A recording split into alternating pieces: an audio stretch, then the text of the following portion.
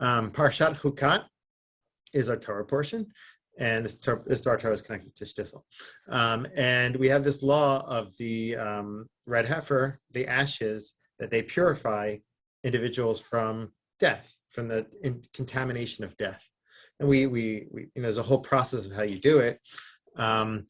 But there's a big paradox when it comes to this, because those who are involved in preparing the ashes, they become contaminated themselves, and they have to purify themselves afterwards. But those ashes can purify somebody who's contaminated from death. So it's like a paradox in the sense that it purifies some, but it contaminates others. And so this is a big exercise among commentators to try to figure out how to explain this or not. Some explain it. One way I explained it was in terms of education. Sometimes, when you're dealing with people and you're trying to help them, elevate them to a place of purity or to remove them from contamination, you might have to lower yourself sometimes to go to their place. And in that process, you might become like contaminated yourself, but it's worth the effort. I'm not saying that that's the situation here at all, God forbid. I'm just saying that sometimes, like when you go down and you help somebody, you yourself can become affected. That's one way to explain that. But others just leave the paradox in place. And they say, there's this idea that impure things can also emerge from things that are pure or that purify. And this is a general idea in Judaism that people don't know about. And I would say in Shtisel 3.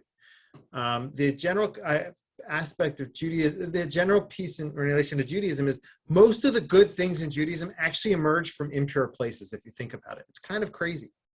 And the idea is that there can be many messengers for our salvation. And we have to be open that they're not always going to come from the places that we think.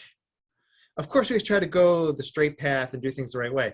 A lot of times things can emerge from very places you would never imagine. So think about it. Avraham came from a house of Avodah Zarah, of idol worshiping. Rivka, she came from Lavan's house. There was a lot of deceit and bad things there. Am Yisrael emerged from Egypt. We were formed in the womb of Egypt, a very impure place. Like Moshe was born in the palace of Pharaoh. We grew up in the palace of Pharaoh. And you can keep going. The Mashiach, the Messiah of Am Yisrael, our Messiah, the one we're hoping for, emerges from an incestual relationship. From Lot and his daughters, eventually Root came from that relationship, and Root begot generations that led to King David.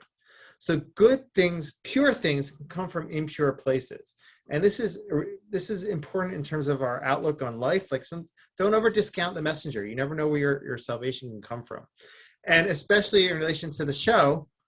There are many cases in this season of pure things coming from impure places or unexpected places.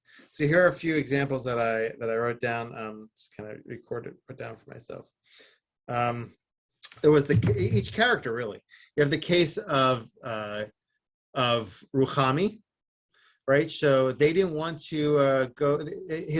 There was very. They did, in the first place, they don't want to go through the process of surrogacy, but they ended up finding a way to go forward with that. In the end, they ended up actually having a baby on their own. But that was a case of like, they viewed it almost as impure in terms of halacha. But that was a way that they were able to kind of emerge and end up having a baby. Another one was with other characters like Kiva, right? So his father tried to dissuade him from being with Racheli because he said, don't put an unhealthy head in a healthy bed. Don't get involved with all that. But he knew that this would be a place of salvation for him, and comfort and like I guess protection and nurturing for his child. So one good thing came from a place that you would be unexpected.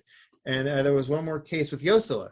Okay, so they viewed that relationship with Shira Levi as kind of impure in their heads because she was from Sephardic and they were Ashkenazic. She was Sephardic and they were Ashkenazic.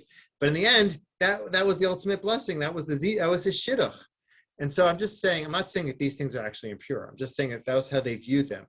So the messages in our parsha and in general on the show and in Judaism in general, don't discount the messenger. You never know from where your salvation can come. Obviously, try to do the right things, but a lot of times things can come from places that you never expect.